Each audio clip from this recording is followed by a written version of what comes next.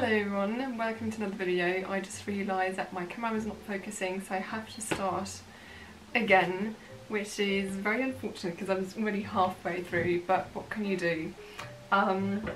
So welcome to the video that I've been wanting to do for quite some time. I want to recommend books that I've read in the last couple of years and have really enjoyed and I think are not talked about enough, so without further ado, let's just get started. First of all, I want to mention two books by authors that are very well known. First of all, Agatha Christie's series Partners in Crime with Tummy and Tuppence. This is actually the third book in the series, but I wanted to show you this one because you have Tummy and Tuppence on the cover from the rather recent BBC adaptation from 2015. And so this series is a 5-book series. It has 5 books, one of which is a short story collection, the second one is actually a short story collection. And you follow those two characters, Tummy and Tuppence, from their early 20s to when they are actually, I think, in their 70s. So the series starts in the 1920s. The first book is The Secret Adversary, where Tummy and Tuppence meet for, well, not the first time, I believe they know each other from childhood, but this is when they get to know each other as adults, and then, it's not really a spoiler, they get married, they're a couple. So you follow those two characters throughout time. The first book is at the 1920s and the last, I think, in the 1960s or 70s, I'm not quite sure. And so it's really lovely to have a couple of detectives in this series instead of just one, like in Agatha Christie's Hercule Poirot or Miss Marple, which are very well known. And it's really interesting to have this series set in like the historical context. The first 3 books especially are set just rather shortly after the First World War, and then the third one is set during the Second World War. So you really have this historical context and a lot of sort of secret service, secret agents aspect in there, and yeah, it's lovely to have this couple of detective investigating those cases. So I really highly recommend this series if you like Agatha Christie and some sort of, you know, not too brutal crime fiction. Okay, I put on some more light because you probably couldn't see that word before. The next book I want to mention is the second book in Anne of Green Gables series by Montgomery. And to be honest, before reading the first book in the series, Anne of Green Gables, which is the, you know, one that is very well known, I didn't even know that it was a series of 8 books. I recently got myself the series as a box set, so I now have all the books at home. I can read the entire series if I want to, and I probably will because I really enjoyed the second book. It's beautifully written and you basically follow Anne's journey from the age of, I think, 16 to 18 if I'm not mistaken. And so this one tells the story of how Anne just, you know, finds her way as a young adult in Avonlea. She works as a teacher at the local school, and also Marilla, where, you know, the woman with whom she lives, the woman who adopted her when she was 11, adopts twins, so they're very busy raising them as well, and Anne just is faced with so many challenges working at the school and raising the twins, and is also very invested in her local community. And Anne again is, just like in the first book, caught in little adventures here and there, and it's a very lovely read. It's rather slow paced, especially I'd say compared to contemporary children's books, but lovely to read and beautifully written. For example, there's one passage that describes when they go on a picnic. A day of breeze and blue, warm, sunny, with a little rollicking wind blowing across meadow and orchard. So I think that's just such a lovely read, a bit of a, I'd say, slice of life kind of thing, because the entire series actually just follows Anne's life. So you have the second book that follows her from the age of 16 to 18, and then the rest of the books follow her up until the age of, I think, 53. I'm looking down because I have my little notebook here just to kind of help me. Yeah, I think it's amazing because I wasn't aware of the series, and now that I've discovered that there are 6 more books to read. I added quite a bit to my TBR, but it's fine. I'm really looking forward to continue reading this series. The next book I want to mention is Summer and February by Jonathan Smith, which I discovered through Downton Abbey. Let me explain. So this book was adapted to a film in 2013, and Dan Stevens plays one of the main characters in this film. And because Dan Stevens also plays one of the main characters in Downton Abbey, I knew about the film, and then, you know, I watched the film first. Actually, Summer and February, I watched the film first, which is very unusual for me. I prefer reading the book and then watch the film normally, but in this case it just happened that way around, and I watched the film and it was absolutely beautiful. The music is amazing. So to tell you what it's about, this tells a story which is based on true events. It's set in the early 20th century in Cornwall, and you have this artist community, Lamorna group, who lives there, and you have Florence Castlewood who joins them because she wants to learn how to paint and draw. And so she meets one of the painters there, Alfred Bunnings, who, as I said, it's based on true events, so he actually existed. And this painting is by Alfred Bunnings, the one that you see on the cover. And the woman sitting on the horse is Florence, so she modelled for him. And so Florence meets Alfred Bunnings, the painter, in this group in Cornwall, and gets involved in a relationship with him, but also gets to know one of his friends, Gilbert Evans, who is a landlord and army officer. And so the story is basically the story of the relationship between these 3 characters, set in this beautiful landscape of Cornwall and the artist community. So you also meet Laura Knight, one of the other painters, and it's just very beautifully written. I remember sitting on the bus in Paris because I was visiting my grandma and we were stuck in traffic, and I picked up this book and I really couldn't put it down. I just was completely absorbed by the story and the writing, sitting in this, I think, rather packed bus. I really highly recommend it if you like sort of romantic drama. Also, you know, having the historical context of the early 20th century and the artist community, if you're interested in everything that is to do with art and painting and everything. I really highly recommend this book, and the film too, which was actually adapted by the author Jonathan Smith himself. So he wrote the screenplay for the film, which I think is super interesting because I believe that rather rarely happens, if I'm not mistaken. And it's rather dark. So as it says in the cover here, the Sunday Telegraph writes, engrossing and surprisingly dark. So it's not a light read, it's not super like heavy, but it's also not just like a light fun read. The ending is rather dramatic, and I do not want to spoil anything or give it away, but I really highly recommend it. Yeah.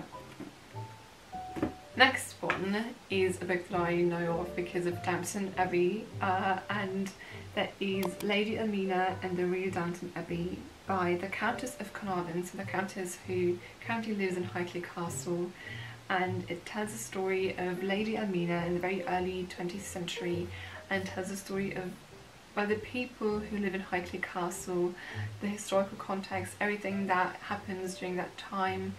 You have parallels between the actual happenings of Highclere Castle at that time and the TV series Downton Abbey. For example, they opened the castle to wounded soldiers during the First World War, and it really is such a great insight into that period of time, and you kind of get to know how so many different things in history are linked. For example, the Earl of Carnarvon, the one that Lady Almina was married to, was actually the one who financed Howard Carter's research and excavation of Tutankhamun's tomb.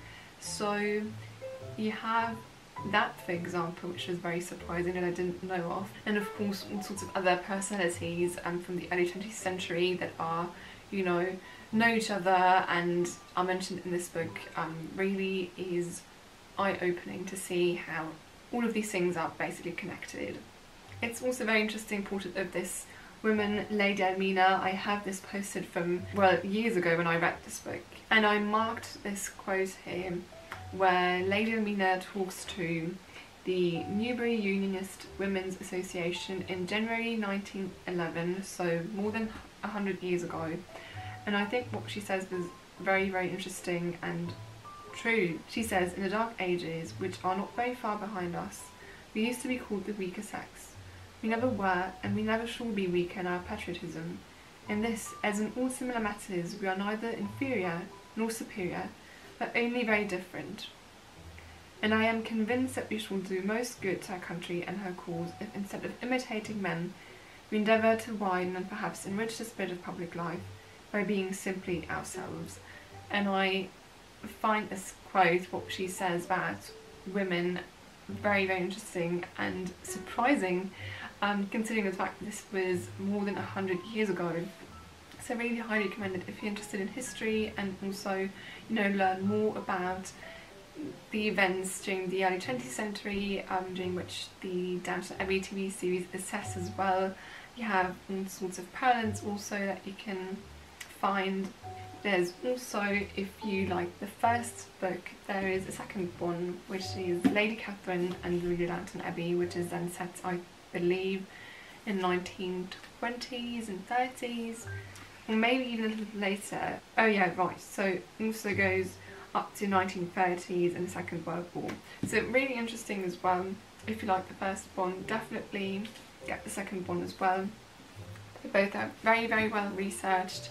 The Countess of Carnarvon really just used all of the archives of Highclere Castle to do all the research, and you also have all sorts of pictures in here from the time, the staff of Highclere Castle.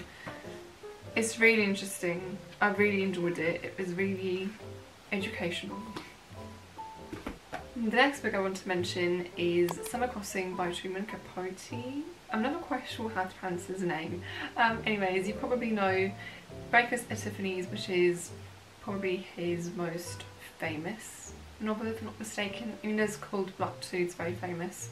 But yeah, you probably, I think most people know Breakfast at Tiffany's, but haven't necessarily heard of Summer Crossing, which was actually his first novel, the first novel that he wrote. And it was thought to be lost for quite a long time until it was rediscovered in the early 2000s and then published in 2005.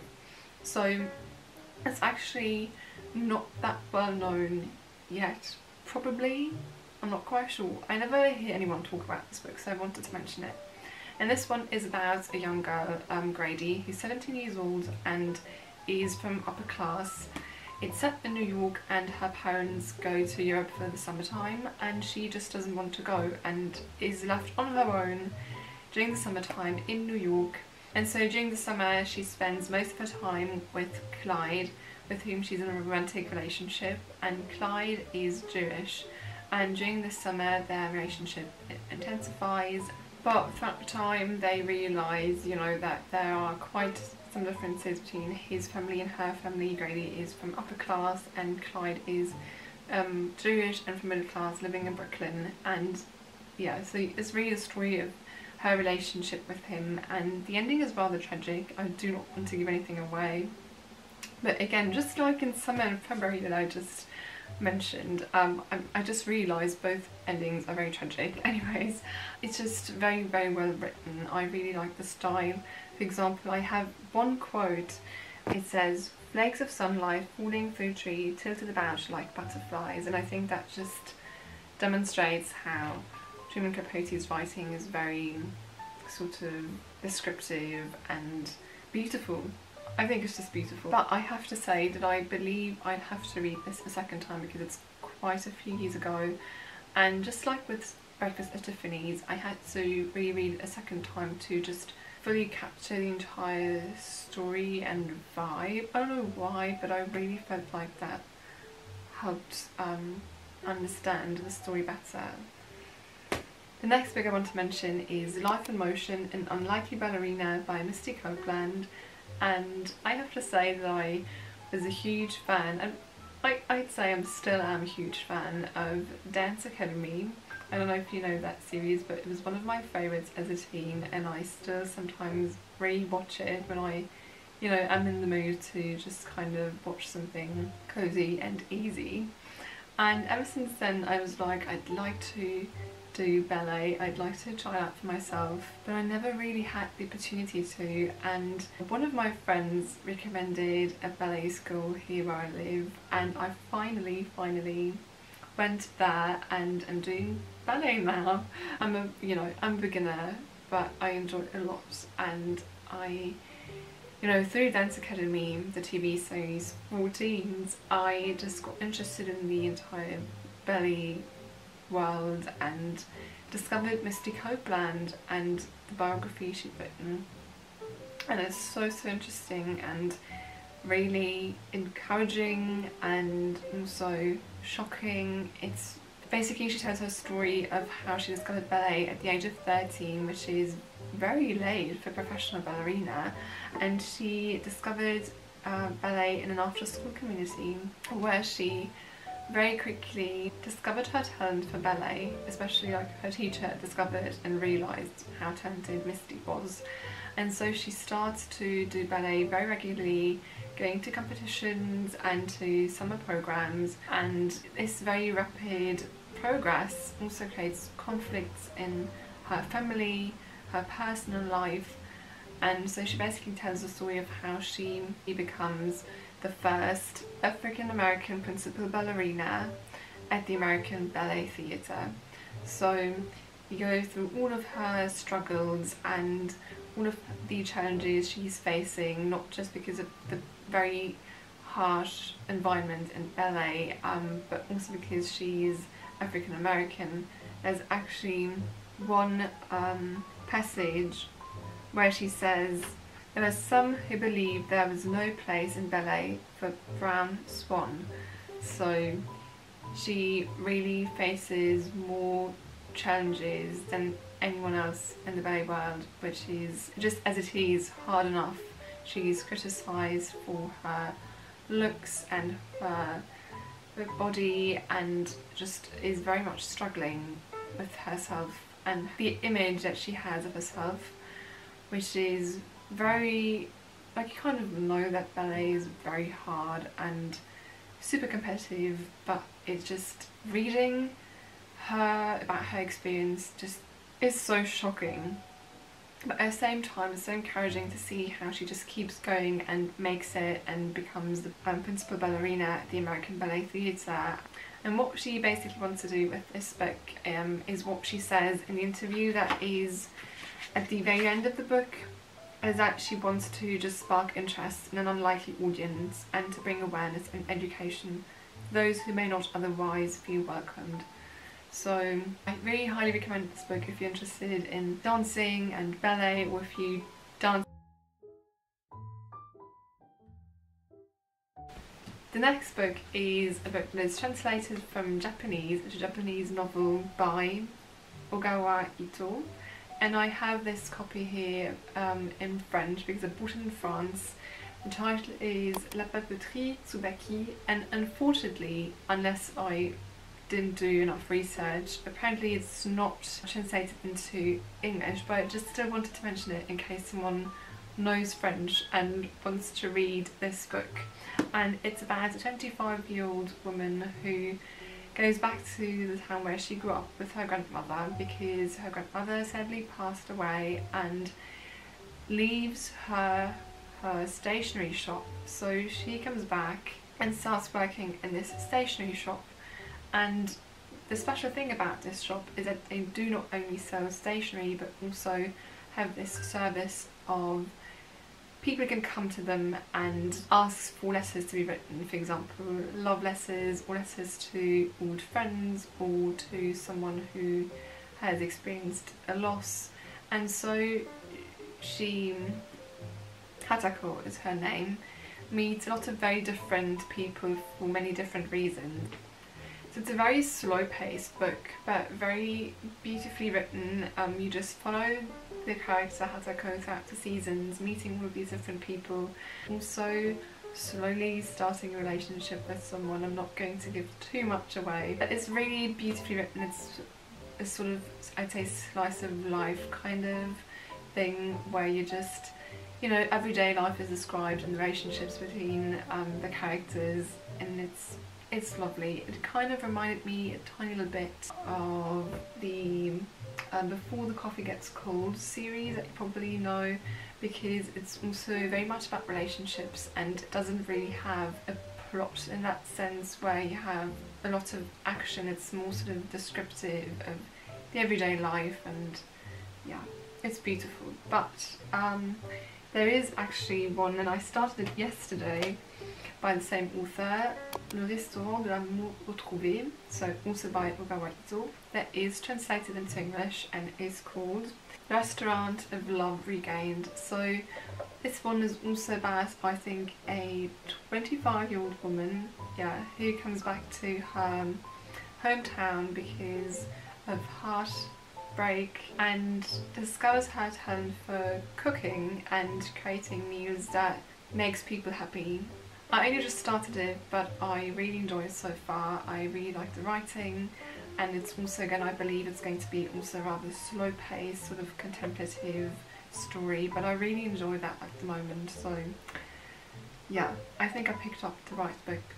And last but not least, I want to mention another French book, which was actually a series, and this is the first one in the series. It is Intrigue à l'anglaise by Adrien Goetz, and it is also crime fiction. So I've just realised I started with crime fiction and I'm ending the video with crime fiction, kind of fitting. So this first book in the series is about, so the detective here, or not detective because she's actually an art historian, and she is in her, I'd say, mid to late 20s, I believe, building up.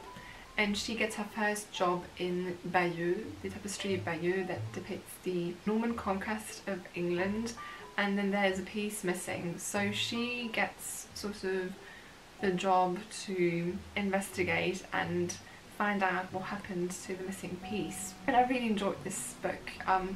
I think it's lovely to have a young female character as the lead character in a detective story, to have her as a detective, because I am not a huge fan of crime fiction. Actually, I prefer slower paced books, and also when I read crime fiction, I like to read crime fiction that is very sort of, well, not too brutal, you know, like Agatha Christie kind of style. But this one here is not too brutal either. It's very densely packed with historical information because the author is actually an art historian himself. So if you're interested, if you know French, unfortunately I believe this one is not translated into English, but if you do speak French, I really highly recommend this series. Crime fiction meets art history, I think that's very interesting. And if you do not speak French, there is a TV series which resembles this story, or actually that kind of genre very much, which is called L'Art du Crime. In English it's just